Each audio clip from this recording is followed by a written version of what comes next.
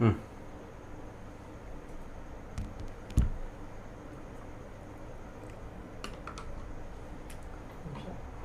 seconds.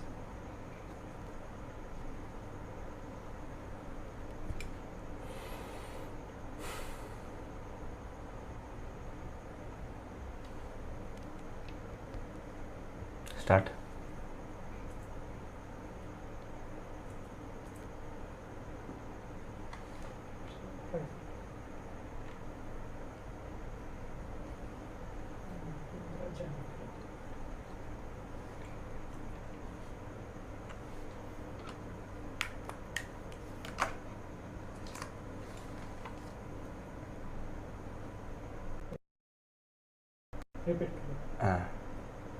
ಅಂದರೆ ಈ ಚರ್ಚೆ ನಿನ್ನೆಯಿಂದ ಶುರುವಾಗಿದೆ. ಭೀಮನಿಗೆ ಬ್ರೈನ್ ಮ್ಯಾಪಿಂಗ್ ಮಾಡಿಸ್ಬೇಕು, ಆನಂತರ ಭೀಮ ಓಡಿ ಹೋಗ್ತಾನಂತೆ, ಹೂತಿಟ್ಟ ಶವಗಳನ್ನು ಹೊರತೆಗೆದ ಮೇಲೆ ಓಡಿ ಹೋಗ್ತಾನಂತೆ, ಹಾಗಂತ ಗುಪ್ತಚರ ಇಲಾಖೆ ಮಾಹಿತಿ ಬಂದಿದೆ ಅಂತೆ. ಇದು ದಕ್ಷಿಣ ಕನ್ನಡ ಜಿಲ್ಲಾ ಎಸ್ ಪಿ ಅವರ ಒಂದು ಪತ್ರಿಕಾ ಪ್ರಕಟಣೆಯಿಂದ ನಮಗೂ ಕೂಡ ಗೊತ್ತಾಗಿದೆ. ಇದು ಅನೇಕರಿಗೆ ಶಾಕಿಂಗ್ ಕೂಡ ಆಗಿದೆ. ಇನ್ನು ಕೆಲವೊಬ್ಬರು ಇದನ್ನು ಹಾಸ್ಯಾಸ್ಪದವಾಗಿಯೂ ಕೂಡ ನೋಡ್ತಾ ಇದ್ದಾರೆ ಸಾರ್ವಜನಿಕರು. ಅಂದರೆ ಕಾನೂನಿನ ಪ್ರಕ್ರಿಯೆ ಗೊತ್ತಿರುವಂತಹ ನ್ಯಾಯವಾದಿಗಳಿರ್ಬೋದು, ಪೊಲೀಸ್ ಇಲಾಖೆಯಲ್ಲಿರುವಂಥ ನಮ್ಮ ಸ್ನೇಹಿತರು ಇರ್ಬೋದು, ನಿವೃತ್ತರಾದಂಥ ಹಿರಿಯ ಅಧಿಕಾರಿಗಳಿರ್ಬೋದು, ಕೆಲವೊಂದಿಷ್ಟು ಜನ ನನಗೆ ಮೆಸೇಜ್ ಹಾಕಿದ್ರು, ಇದು ಏನಿದು ಅಂಥೇಳಿ ಒಂಥರ ಹಾಸ್ಯಾಸ್ಪದವಾಗಿ ಮೆಸೇಜ್ ಹಾಕಿದ್ರು. ಅಂದರೆ ಹುತ್ತಿಟ್ಟ ಶವಗಳನ್ನು ಹೊರಗೆ ತೆಗೆದ ನಂತರ ಓಡಿ ಹೋಗ್ತಾನಂತೆ ಅನ್ನೋದೇ ಒಂದು ಬಿಗ್ಗೆಸ್ಟ್ ಮಾಕರಿ, ಬಿಗ್ಗೆಸ್ಟ್ ಜೋಕ್ ಅಂತ ಕೆಲವೊಬ್ಬರು ಸೀನಿಯರ್ ರಿಟೈರ್ಡ್ ಆಫೀಸರ್ಸ್ಗಳು ಅನುಭವ ಇರ್ತಕ್ಕಂಥ ಅಧಿಕಾರಿಗಳು ಹೇಳ್ತಾ ಇದ್ದಾರೆ. ಮೊದಲನೇದಾಗಿ ಬ್ರೈನ್ ಮ್ಯಾಪಿಂಗ್ ಬಗ್ಗೆ ಬರ್ತೀನಿ. ಇದೆಲ್ಲ ಯಾಕೆ ಆಗ್ತಾ ಇದೆ ಅಂತ ಹೇಳಿದ್ರೆ, ನಾನು ನೇರವಾಗಿ ಇದರಲ್ಲಿ ಪೊಲೀಸ್ ಹಿರಿಯ ಅಧಿಕಾರಿಗಳಿಗೆ, ಜಿಲ್ಲಾ ಪೊಲೀಸ್ ವರಿಷ್ಠರಿಗೆ ನಾನು ಬ್ಲೇಮ್ ಮಾಡ್ತಾ ಇಲ್ಲ. ಯಾವಾಗ ಈ ರಾಜ್ಯದ ಗೃಹ ಸಚಿವರು ಈ ಪ್ರಕರಣ ಬೆಳಕಿಗೆ ಬಂದ ನಂತರ ದಕ್ಷಿಣ ಕನ್ನಡ ಜಿಲ್ಲೆಗೆ ಬಂದು ಹೋಗ್ತಾರೆ, ದಕ್ಷಿಣ ಕನ್ನಡ ಜಿಲ್ಲೆಗೆ ಭೇಟಿ ನೀಡ್ತಾರೆ, ದೇವಸ್ಥಾನಕ್ಕೆ ಭೇಟಿ ನೀಡುವ ನೆಪದಲ್ಲಿ, ಅದಾದ ನಂತರ ಅವರು ಮನೆಗೆ ಶಿಕ್ಷಣದ ಕೆಲಸಕ್ಕಾಗಿ ಅಂಥೇಳಿ ಈ ನಕಲಿ ದೇವಮಾನವನ ಸಹೋದರ ಸೆಟ್ಟಿಂಗ್ ಸುರೇಂದ್ರ ಅವರು ಭೇಟಿ ಆಗ್ತಾರೆ. ಆವಾಗ ಇಡೀ ಪ್ರಕ್ರಿಯೆ ಎಲ್ಲ ಚೇಂಜ್ ಆಗಿಬಿಡ್ತದೆ. ಪೊಲೀಸ್ ಪ್ರಕ್ರಿಯೆ ಅದು police manual, criminal procedure code ಆ ರೀತಿ ಅದು ನಡೀತಾ ಇರ್ತದೆ ಯೂಶ್ವಲಿ. ಬಟ್ ಅವ್ರು ಬಂದ ನಂತರ ಪೂರ್ತಿ ಎಲ್ಲ ಉಲ್ಟಾಪಲ್ಟ ಆಗಿಬಿಡ್ತದೆ. ನಿನ್ನೆ ತಾವು ಬಹುಶಃ ನೋಡಿರ್ಬೋದು, ನಿನ್ನೆ ಲೈವಲ್ಲಿ ಹೇಳಿದ್ದೆ, ಒಬ್ಬ ದೂರುದಾರ ಒಂದು ಅಫೆನ್ಸ್ ಬಗ್ಗೆ, ಒಂದು ಏನೋ ಗುರುತರವಾದಂತಹ ಅಪರಾಧದ ಬಗ್ಗೆ ಮಾಹಿತಿ ಕೊಟ್ಟರೆ, ಫಾರ್ ಎಕ್ಸಾಂಪಲ್ ಕೊಟ್ಟು ಹೇಳಿದ್ದೆ, ನಾನು ಹೆಣ ಬಿದ್ದಿದೆ ಅಂತ ಹೇಳಿದರೆ ಅಥವಾ ಜೂಜು ನಡೀತಾ ಇದೆ ಅಂತ ಹೇಳಿದರೆ, ತಕ್ಷಣ ಪೊಲೀಸರು ಏನು ಮಾಡಬೇಕು? ತಕ್ಷಣ ಸ್ಪಾಟಿಗೆ ಹೋಗಬೇಕು, FIR ಆಗಬೇಕು, ಇನ್ವೆಸ್ಟಿಗೇಷನ್ ಸ್ಟಾರ್ಟ್ ಆಗಬೇಕು. ಆದರೆ ಈಗೇನಾಗ್ತಾ ಇದೆ, FIR ಆದಮೇಲೆ 164 ಜಡ್ಜ್ಗಳ ಮುಂದೆ ಹೋಗಬೇಕು, ಜಡ್ಜ್ ಮುಂದೆ ಹೋದ್ಮೇಲೆ ಒಂದು 161 ಆಗಬೇಕು, ಅಲ್ಲಿ ಮ್ಯಾಪ್ ಮಾಡಿ ತೋರಿಸ್ಬೇಕು. ಅದರಲ್ಲಿ ಒಂದು ವಿಷಯ ಮರ್ತಿದ್ದೆ ನಾನು ನಿನ್ನೆ, ಅದನ್ನು ಈಗ ಜ್ಞಾಪಿಸ್ಕೊಂಡು ಹೇಳ್ತಾ ಇದ್ದೀನಿ. ಇನ್ನೊಂದು ಹೊಸ ಪ್ರಕ್ರಿಯೆ ಸ್ಟಾರ್ಟ್ ಆಗಿದೆ ಕರ್ನಾಟಕದಲ್ಲಿ. ಹೊಸ ಪ್ರಕ್ರಿಯೆ ಪೊಲೀಸ್ ಇಲಾಖೆಯ ಕ್ರೈಮ್ ಇನ್ವೆಸ್ಟಿಗೇಷನ್ನಲ್ಲಿ ಪ್ರೊಸೀಜರ್ನಲ್ಲಿ ಹೊಸ ಪ್ರಕ್ರಿಯೆ ಸ್ಟಾರ್ಟ್ ಆಗಿದೆ. ಏನು ಅಂತ ಹೇಳಿದ್ರೆ, ಬ್ರೈನ್ ಮ್ಯಾಪಿಂಗ್ ಮಾಡಿಸ್ಕೋಬೇಕು.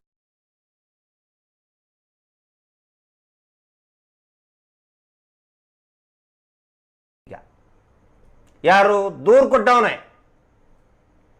ಈಗ ನೋಡಿರ್ತೀರಿ, ದೊಡ್ಡ ದೊಡ್ಡ ಎಲ್ಲ DC ಆಫೀಸು, ತಾಲೂಕು ಆಫೀಸ್ ಎದುರುಗಡೆ ಜೆರಾಕ್ಸ್ ಅಂಗಡಿ ಇರ್ತವೆ. ಜೆರಾಕ್ಸ್ ಮಾಡಿಸ್ಕೊಂಡು ಹೋಗ್ತಾರೆ, ಜೆರಾಕ್ಸ್ ತುಂಬ ಅರ್ಜೆಂಟ್. ಇನ್ಮೇಲೆ ಸ್ಕ್ಯಾನಿಂಗ್ ಮಾಡಿ ಕೊಡಲಾಗುವುದು, ಇಲ್ಲಿ ಕಲರ್ ಪ್ರಿಂಟ್ಔಟ್ ತೆಗೆದು ಕೊಡಲಾಗುವುದು, ಇಲ್ಲಿ ಪಂಚರ್ ತಿದ್ದಲಾಗುವುದು. ಅದೇ ರೀತಿ ಇಲ್ಲಿ ಬ್ರೈನ್ ಮ್ಯಾಪಿಂಗ್ ಮಾಡಿ ಕೊಡಲಾಗುವುದು ಅಂತೇಳಿ ಪ್ರತಿ ಪೊಲೀಸ್ ಸ್ಟೇಷನ್ ಎದುರುಗಡೆ ಒಂದು ಅಂಗಡಿ ಹಾಕ್ತಾರಂತ ಕಾಣುತ್ತೆ ನನಗೆ. ಯಾಕಂತ ಹೇಳಿದರೆ, ಇವರು ಬ್ರೈನ್ ಮ್ಯಾಪಿಂಗ್ ಮಾಡಿಸ್ಬೇಕು ಅಂತ ಹೊರಟಿದ್ದಾರೆ. ಧರ್ಮಸ್ಥಳದ IO ಸಾಹೇಬರು, SHO ಸಾಹೇಬರು, ಬಹುಶಃ ಅವ್ರಿಗೆ ಗೊತ್ತಿರಲಿಕ್ಕಿಲ್ಲ,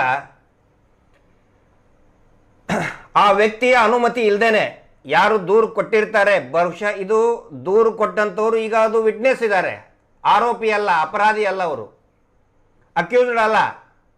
ಈಗ ದೂರು ಕೊಟ್ಟಂತಹ ವ್ಯಕ್ತಿ ಅಂದರೆ ಭೀಮ. ಅದೊಂದು ಕಾಲ್ಪನಿಕ ಹೆಸರು, ಯಾಕಂದರೆ ಅವ್ರ ಹೆಸರನ್ನು ತೆಗೆಯಬಾರ್ದು. ಅದಕ್ಕೆ ಭೀಮ ಅವರೊಬ್ಬ ದೂರುದಾರ, ಆರೋಪಿ ಅಲ್ಲ. ಆದರೆ ಬ್ರೈನ್ ಮ್ಯಾಪಿಂಗ್ದು ಸಿಸ್ಟಮ್ ಏನು ಹೇಳುತ್ತೆ, ಈವನ್ ಅವನು ಆರೋಪಿ ಇದ್ರೂ ಕೂಡ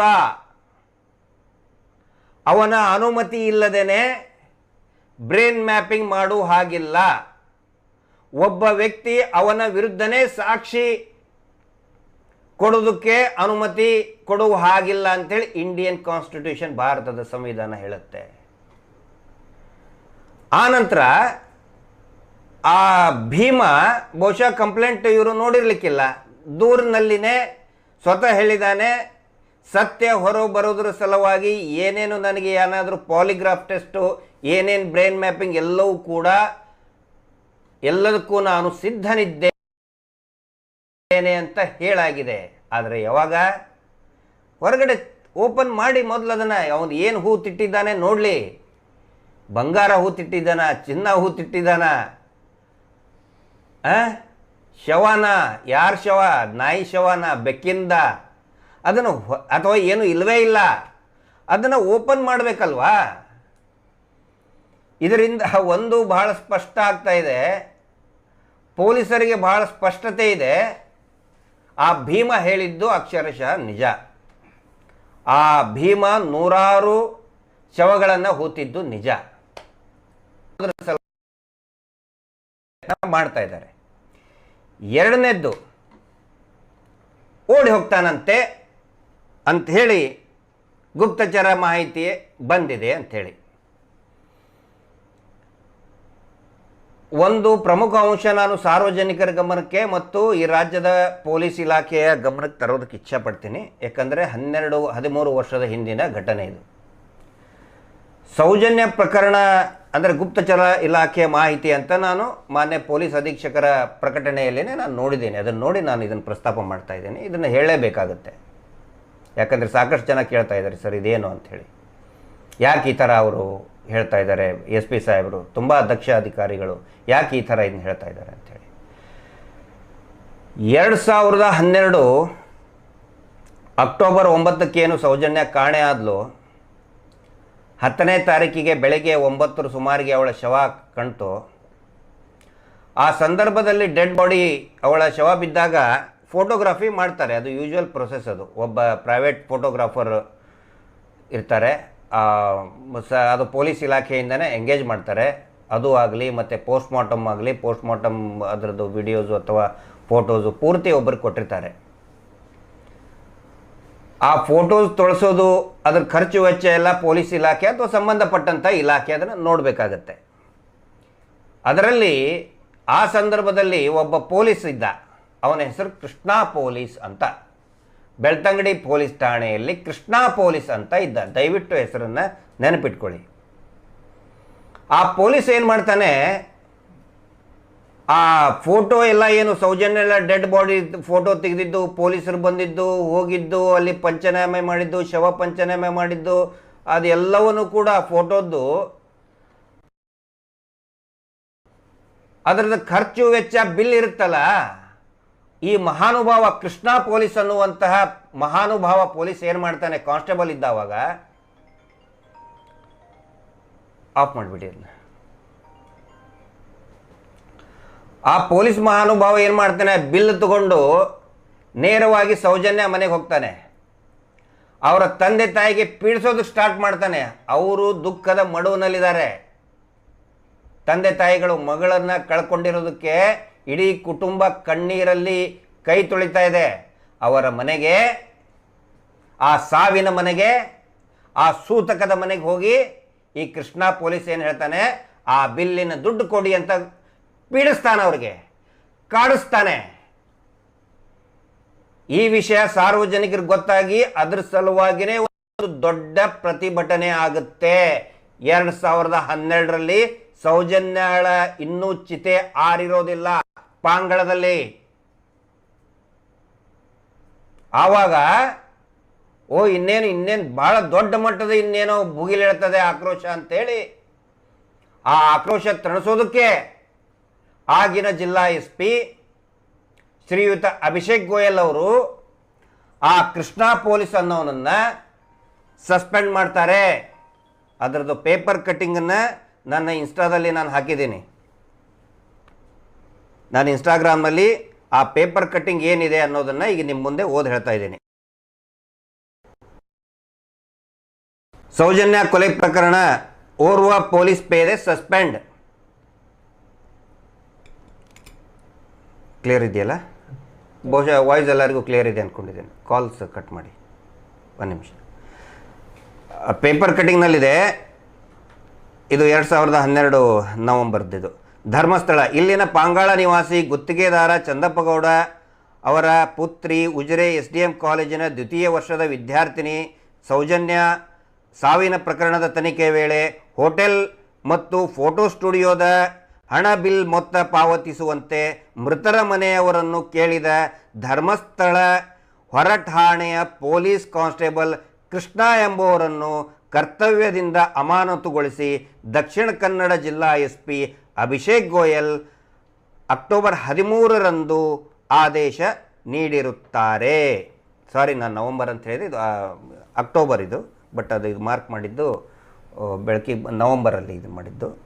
ಅಕ್ಟೋಬರ್ 13 ಅಂದರೆ 10ನೇ ತಾರೀಕಿಗೆ ಅವಳ ಶವ ಸಿಗ್ತದೆ. ಅವತ್ತನೇ ಬರೀ ಫೋಟೋಗ್ರಾಫಿ ಒಂದೇ ಅಲ್ಲ, ಹೋಟೆಲದ್ದು ಕೂಡ ನೋಡಿ ಹೇಗಿದೆ. ಹೋಟೆಲ್ ಬಿಲ್ಲು ಸೌಜನ್ಯ ಮನೆಯವರು ಕೊಡಬೇಕು ಅಂತೇಳಿ ಹೋಗಿ ಪಿಡಿಸ್ತಾ ಇದ್ದ ಕೃಷ್ಣ ಪೊಲೀಸ್. ಈಗ ವಿಷಯ ನಾನು ಯಾಕೆ ಹೇಳ್ತಾ ಇದ್ದೀನಿ ಅಂತ ಹೇಳಿದರೆ, ಈ ಗುಪ್ತಚರ ಇಲಾಖೆಗೂ ಆವಾಗಿನ ಕೃಷ್ಣ ಪೊಲೀಸ್ಗೂ ಏನು ಸಂಬಂಧ ಅಂತ ಕೇಳಬಹುದು. ಈಗ ಏನು ಹೇಳಿದೆ, ವರದಿ ಬಂದಿದೆಯಲ್ಲ, ಗುಪ್ತಚರ ಇಲಾಖೆ ವರದಿ, ಭೀಮಾ ಓಡಿ ಹೋಗ್ತಾನೆ. ಆ ವರದಿಯನ್ನು ಕೊಟ್ಟಿದ್ದೆ ಈಗ ಆ ಕೃಷ್ಣ ಪೊಲೀಸ್ ಎಲ್ಲಿ ಅದನಂತ ಕೇಳ್ಬೋದು ನೀವು. ಅದೇ ಕೃಷ್ಣ ಪೊಲೀಸ್ ರಾಜ್ಯ ಗುಪ್ತಚರ ಇಲಾಖೆಯ ಹೆಡ್ ಕಾನ್ಸ್ಟೇಬಲ್. ಅದೇ ಹೆಡ್ ಕಾನ್ಸ್ಟೇಬಲ್ ವರದಿಯನ್ನು ತಂದು ಕೊಟ್ಟಿದ್ದಾನೆ, ಭೀಮಾ ಓಡಿ ಹೋಗ್ತಾನೆ ಅಂಥೇಳಿ. ಬೆಳ್ತಂಗಡಿ ಮಂಗಳೂರದ್ದೆಲ್ಲ ಕೋಆರ್ಡಿನೇಟ್ ಆತನೇ ಮಾಡ್ತಾ ಇರೋದು ಕಳೆದ 1-2 ವರ್ಷಗಳಿಂದ. ಸೌಜನ್ಯ ಹೋರಾಟದ ಬಗ್ಗೆ ಯದ್ವಾ ತದ್ವಾ ಏನೇನೋ ಕೆಟ್ಟ ರಿಪೋರ್ಟ್ ಕೊಡೋದು, ತಪ್ಪು ಮಾಹಿತಿ ಕೊಡೋದು, ಆ್ಯಸ್ ಅನ್ ಇಂಟೆಲಿಜೆನ್ಸ್ ಡಿಪಾರ್ಟ್ಮೆಂಟಿನ ರಾಜ್ಯ ಗುಪ್ತಚರ ಇಲಾಖೆಯ ಸಿಬ್ಬಂದಿಯಾಗಿ ತಪ್ಪು ಮಾಹಿತಿಯನ್ನ ಕೊಡ್ತಾ ಇರುವುದೇ ಇದೇ ಕೃಷ್ಣ ಪೊಲೀಸ್. ಗೊತ್ತಿರಲಿ ಇದು. ಅನೇಕ ಪ್ರಕರಣಗಳು, ಗಂಭೀರ ಪ್ರಕರಣಗಳು ಪೊಲೀಸ್ ಪೇದೆಗಳಿಂದ ಅದು ಬೆಳಕಿಗೆ ಬಂದಿದ್ದಿದೆ. ಕನ್ವಿಕ್ಷನ್ ಸಿಕ್ಕಂತಹ ಅನೇಕ ಉದಾಹರಣೆಗಳಿದೆ. ಅಂದರೆ ಪೊಲೀಸ್ ಕಾನ್ಸ್ಟೇಬಲ್ಗಳ ದಕ್ಷತೆ ಪ್ರಾಮಾಣಿಕತೆಯಿಂದ. ಆದರೆ ಅನೇಕ ಪ್ರಕರಣಗಳು ಅದೇ ರೀತಿಯಲ್ಲಿ ಸಂಪೂರ್ಣವಾಗಿ ನೆಲ ಕಚ್ಚಿದಂತಹ ಉದಾಹರಣೆ, ಅದರಿಂದ ಮೇಲಾಧಿಕಾರಿಗಳಿಗೂ ಕೂಡ ಮುಖಭಂಗ ಆದಂತಹ ಅನೇಕ ಉದಾಹರಣೆಗಳಿದೆ. ಈ ಕೃಷ್ಣ ಪೊಲೀಸ್ ಮಾಡಿದಂತಹ ಇನ್ನೊಂದು ಅತ್ಯಂತ ದೊಡ್ಡ ಅಪರಾಧ ಅಂತಾನೆ ಹೇಳಬೇಕದು. ಇವ್ರು ಏನು ಮಾಡ್ತಾರೆ, ಒಂದಿಬ್ಬರು ಪೊಲೀಸರು, ಇದನ್ನು ನಾವು ಅನೇಕ ಸರಿ ಹೇಳಿದ್ದೀವಿ, ಈಗ ಮತ್ತೆ ಒನ್ಸ್ ಅಗೇನ್ ನಾನು ರಿಪೀಟ್ ಮಾಡ್ತಾ ಇದ್ದೀನಿ.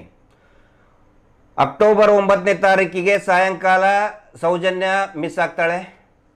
ಮಿಸ್ ಆದಮೇಲೆ ಎಲ್ಲರೂ ಹುಡುಕ್ತಿರ್ತಾರೆ. ಸಾಯಂಕಾಲ ಇಬ್ಬರು ಕಾನ್ಸ್ಟೇಬಲ್ಲು ಬರ್ತಾರೆ. ಸೌಜನ್ಯಾಳ ಮನೆಗೆ ಬಂದು ಅವಳ ಸ್ಟಡಿ ಟೇಬಲ್ ಎಲ್ಲ ನೋಡ್ತಾ ಇರ್ತಾರೆ. ನೋಡಬೇಕಾದ್ರೆ ಅವಳ ಒಂದು ನೋಟ್ಬುಕ್ಕಿನ ಒಂದು ಹಾಳೆಯ ಮೇಲೆ ಒಂದು ಮೊಬೈಲ್ ನಂಬರ್ ಇರ್ತದೆ. ಆ ಮೊಬೈಲ್ ನಂಬರ್ನ ಇರ್ತಕ್ಕಂಥ ಹಾಳೆಯನ್ನು ಹೀಗೆ ಅರ್ಧ ಹರಿಕೊಂಡು ಕಾನ್ಸ್ಟೇಬಲ್ ಒಬ್ಬನು ತನ್ನ ಜೋಬಳಿ ಇಟ್ಕೋತಾನೆ. ಹಿಂದಿಂದ ಬಂದು ಪುರಂದವ್ರು ಕೇಳ್ತಾರೆ ಯಾಕೆ ಇಟ್ಕೊಂಡಿದ್ದೀರಿ, ಏನು ಚೀಟಿ ಅಂತ ತೋರಿಸಿ ಅಂದಾಗ ಅದರಲ್ಲಿ ಒಂದು ಲ್ಯಾಂಡ್ಲೈನ್ ನಂಬರ್ ಇರ್ತದೆ, ಮೊಬೈಲ್ ನಂಬರ್ ಇರ್ತದೆ. ಯಾರ ಮೊಬೈಲ್ ನಂಬರು ಯಾರ ಲ್ಯಾಂಡ್ಲೈನ್ ಅಂತ ಹೇಳಿದರೆ ಪುರಂದರ್ ಹೇಳ್ತಾರೆ ಅದು ಚಿಕ್ಕಪ್ಪಂದದು. ಸೌಜನ್ಯ ಯಾರ್ದಾದ್ರೂ ಮನೆಗೆ ಹೋಗ್ಬೇಕು ಅಂತ ಹೇಳಿದ್ರೆ ಅವ್ರದ್ದು ಅಪಾಯಿಂಟ್ಮೆಂಟ್ ತೊಗೊಂಡು ಹೋಗ್ತಾ ಇದ್ಲು. ಅಷ್ಟು ಶಿಸ್ತುಬದ್ಧಿನ ಹುಡುಗಿಯಾಗಿದ್ಲು ಅವಳು. So discipline girl Soujanya. ಸುಖ ಸುಮ್ಮನೆ ಮನೆಗೆ ಯಾರ್ದೋ ಮನೆಗೆ ಹೋಗ್ಬಿಡೋದು ಅಲ್ಲ, ಅಷ್ಟು ಶಿಸ್ತುಬದ್ಧವಾದಂಥ ಹುಡುಗಿ ಇದ್ಲು. ಚಿಕ್ಕಪ್ಪನ ಫೋನ್ ನಂಬರ್ ಇಟ್ಕೊಂಡಿದ್ಲು. ಆದರೂ ಆ ಕಾನ್ಸ್ಟೇಬಲ್ಗಳು ಅದನ್ನು ಚೀಟಿಯನ್ನು ಮಾಡಿಕೊಂಡು ಒಳಗಡೆ ಇಟ್ಕೋತಾರೆ. ನೆಕ್ಸ್ಟ್ ಡೇ ಸೌಜನ್ಯ ಯಾರಿಟ್ಟರು ಅದನ್ನು? ಇದೇ ಕಾನ್ಸ್ಟೇಬಲ್ ತಾನೆ, ಇದೇ ಕೃಷ್ಣ ಪೊಲೀಸ್ ಇವರೇ ತಾನೇ ಇಟ್ಟಿದ್ದು. ಇಟ್ಟು ಏನೋ ಒಂದು ಪ್ರೊಪಗಂಡ ಹುಡ್ಸಕ್ಕೆ ಸ್ಟಾರ್ಟ್ ಮಾಡಿದ್ರು.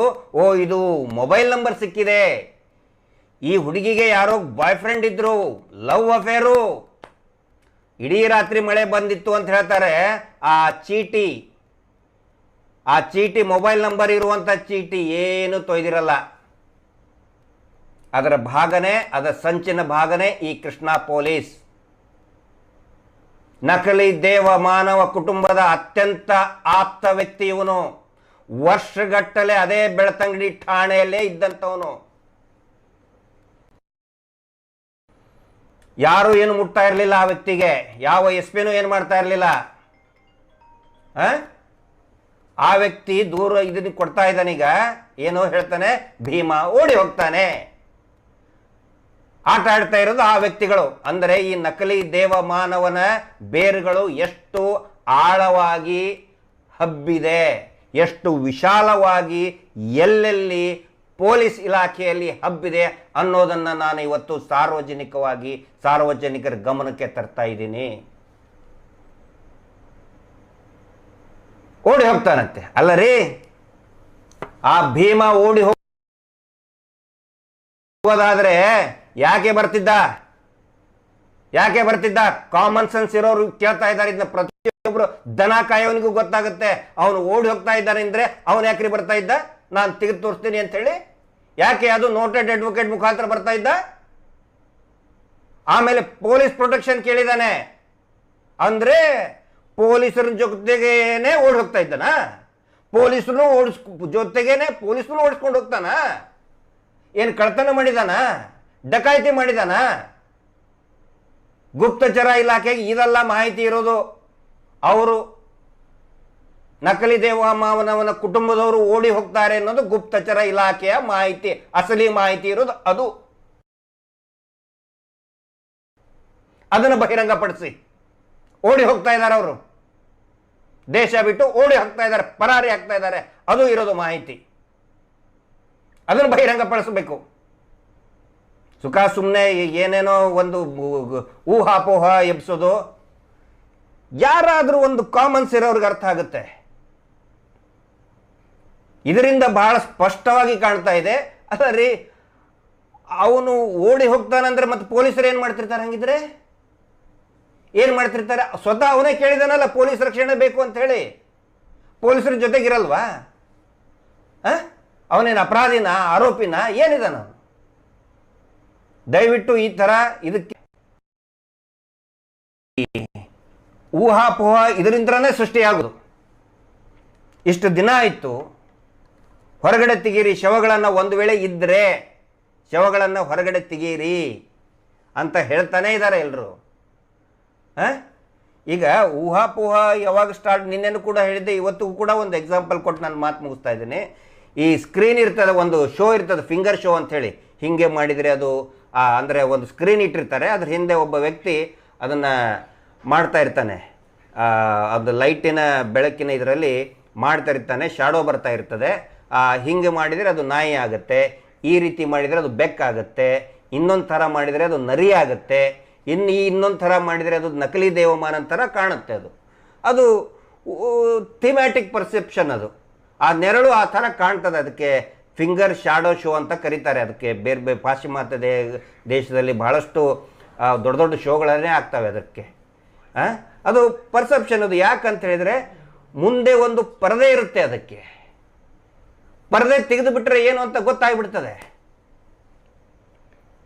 ಈಗ ಆ ಹೂತಿಟ್ಟ ಶವಗಳನ್ನು ಅಗೆಯೋದಕ್ಕೆ, ಆ ಭೂಮಿಯನ್ನು ಅಗೆಯೋದಕ್ಕೆ ನೀವು ಹೋಗ್ತಾ ಇಲ್ಲ. ಇಮ್ಯಾಜಿನೇಷನ್ ಮಾಡ್ಕೋಬೇಡಿ, ಊಹಾಪೋಹ ಮಾಡ್ಕೋಬೇಡಿ, ಊಹಾಪೋಹದ ವರದಿ ಮಾಡಬೇಡಿ ಅಂದರೆ ಏನಿದ್ರ ಅರ್ಥ? ಏಕೇನು ಪ್ರಾಬ್ಲಮ್ ಇದೆ? ಆಡಿಯೋ ಆಡಿಯೋ ಮ್ಯೂಟ್ ಆಗಿದೆಯಾ? ರಿಪೀಟ್ ಮಾಡಲ? ಈಗ ಒನ್ಸ್ ಅಗೇನ್ ರಿಪೀಟ್ ಮಾಡ್ತೇನೆ, ಸಾರಿ. Audio mute ಆಗಿತ್ತಂತೆ. ಈಗ ಸರಿ ಇದೆಯಲ್ಲ? ಆ ಕಾಲ್ ಬಂದಾಗ ಇದನ್ನಾಗಿರ್ಬೇಕು.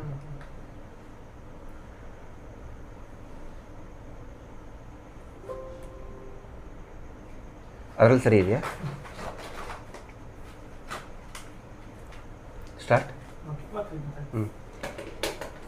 ರಿಪೀಟ್ ಮಾಡ್ತೇನೆ. ಆಡಿಯೋ ಮ್ಯೂಟ್ ಆಗಿತ್ತಂತೆ, ಮತ್ತೆ ಒಂದು ಸೆಕೆಂಡ್ ರಿಪೀಟ್ ಮಾಡ್ತಾ ಇದ್ದೇನೆ.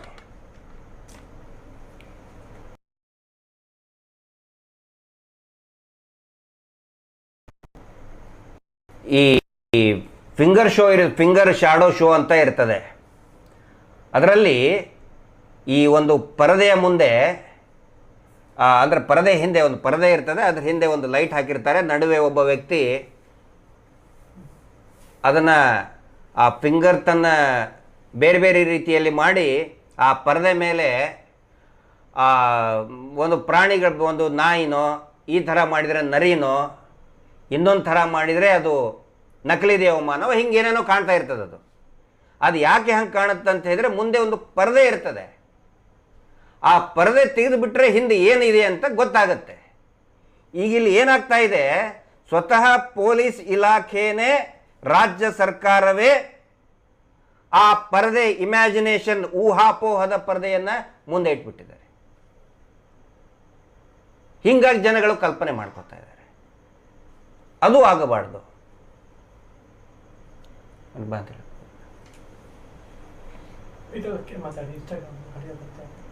ಕ್ಲಿಯರ್ ಇದೆಯಲ್ಲ? ಏನು ಪ್ರಾಬ್ಲಮ್?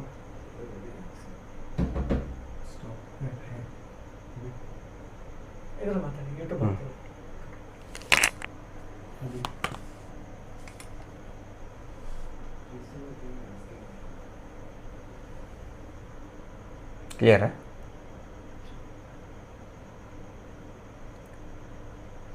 ಆಡಿಯೋ ಕ್ಲಿಯರ್ ಇದ್ದರೆ ದಯವಿಟ್ಟು ಮೆಸೇಜ್ ಹಾಕಿಬಿಡಿ ಕಮೆಂಟ್ ಬಾಕ್ಸಲ್ಲಿ, ಆಡಿಯೋ ಕ್ಲಿಯರ್ ಅಂತ.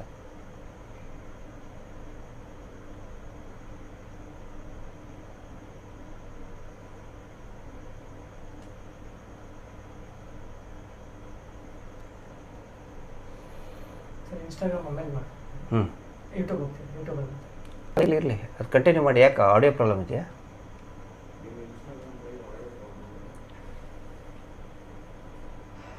ರೈಟ್.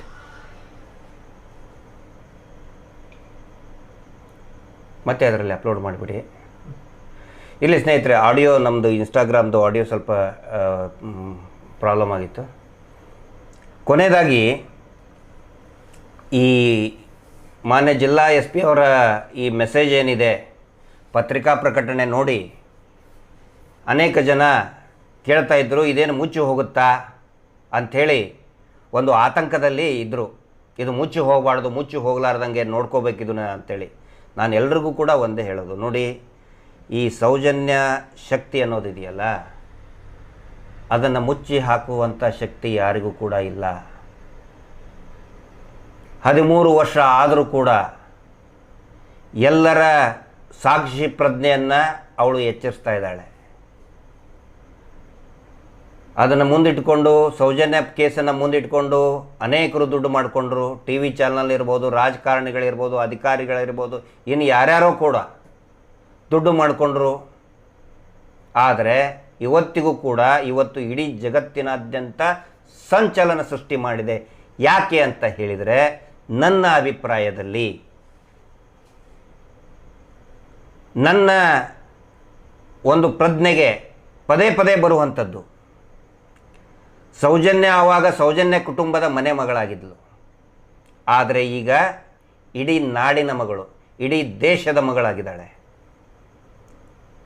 ಆನಂತರ ನನಗೆ ಗೊತ್ತಿರುವಂತಹ ಕೆಲವೊಂದಿಷ್ಟು ಮಾಹಿತಿಯ ಪ್ರಕಾರ ಆ ಘಟನೆ ನಡೆಯಬೇಕಾದರೆ ಕೇಳ್ಕೊಂಡ್ರು, ತನ್ನ ಮಾನವನ್ನು ಬೇಡ ಬಹಳಷ್ಟು ಗೋಗರದ್ಲು, ಕೇಳ್ಕೊಂಡ್ಳು. ಕೊನೆಗೆ ಅವಳ ಜೀವ ಹೋಗಬೇಕಾದ್ರೆ ಅವಳು ಭಯ ಬೀಳಲಿಲ್ಲ, ಧೈರ್ಯವಾಗಿ ಹೇಳಿದ್ಲು ಅವಳು. ಕೊನೆ ಶಬ್ದ, ನಿಮ್ಮನ್ನು ಸರ್ವನಾಶ ಮಾಡಿಯೇ ತೀರ್ತೀನಿ ಅಂತ ಹೇಳಿ ಸೌಜನ್ಯ ಅವಳ ಕೊನೆಯ ಉಸಿರನ್ನು ಎಳೆದು ಬಿಟ್ಟಿದ್ದು, ನಿಮ್ಮನ್ನು ಸರ್ವನಾಶ ಮಾಡ್ತೀನಿ ಅಂಥೇಳಿ. ಹೀಗಾಗಿ ಅವಳಿಗೆ ನ್ಯಾಯ ಸಿಕ್ಕೇ ಸಿಗುತ್ತೆ. ಇವರು ಎಷ್ಟೇ ಪ್ರಯತ್ನ ಮಾಡಿದರು, ಹೂತಿಟ್ಟ ಶವಗಳು ಹೂತೇ ಇರಬೇಕು ಅಂಥೇಳಿ ಎಷ್ಟೇ ಪ್ರಯತ್ನ ಮಾಡಿದರೂ ಕೂಡ ಹೂತಿಟ್ಟಿದ್ದು ಬರೀ ಶವ ಅಲ್ಲ, ಹೂತಿಟ್ಟಿದ್ದು ಸತ್ಯ ಹೊರಗಡೆ ಬಂದೇ ಬರುತ್ತೆ, ಆದಷ್ಟು ಬೇಗ ಬರುತ್ತೆ. ಎಲ್ಲರೂ ಕೂಡ ಒಂದಾಗಿ ಈ ಹೋರಾಟಕ್ಕೆ ಬೆಂಬಲಿಸಿ. Justice for Soujanya. ನಮಸ್ತೆ.